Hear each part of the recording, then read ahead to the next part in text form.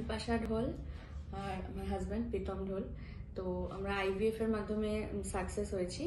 তো first time আমরা IVF সেন্টারগুলোতে visit করেছিলাম এবং ওখানে যে সমস্ত কথাবার্তাগুলো বলা হয়েছিল তাতে ঠিক আমাদের ভরসাটা আসেনি, কারণ ওরা বলেছিল কোনো মানে শিওরিটি নেই যে ফার্স্ট টাইম প্রেগনেন্সি সাকসেস হবে কিনা, তোমার উপর ডিপেন্ড করছে।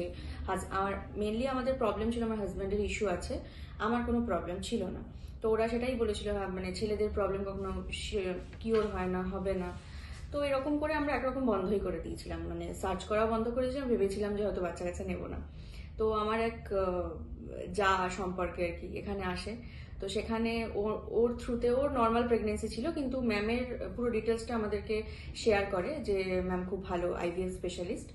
তো ওনার সাথে প্রথম কন্ট্যাক্ট করা হয় এবং প্রথম দিন উনি যে যে কথাগুলো বলেছেন, এটা আমি বারবার বলবো যে ফার্স্ট টাইম উনি যে যে কথাগুলো বলেছিলেন, টাকার অ্যামাউন্ট থেকে শুরু করে ইচ অ্যান্ড এভরিথিং, কবে কি হতে পারে না হতে পারে, ঠিক জার্নিটা সেইভাবেই চলেছে, সেই মতো করেই আজই পর্যন্ত ম্যামের ওই ফার্স্ট দিনের কথার কোনো নড়চড় হয়নি।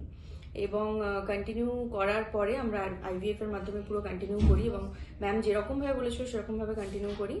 তো আফটার দ্যাট আমাদের একটা কন্যা সন্তান হয় আর আমরা হ্যাপি। আমাদের ম্যারিড লাইফ 8 বছরের ছিল এবং সেখানে কোনো আশা ছিল না।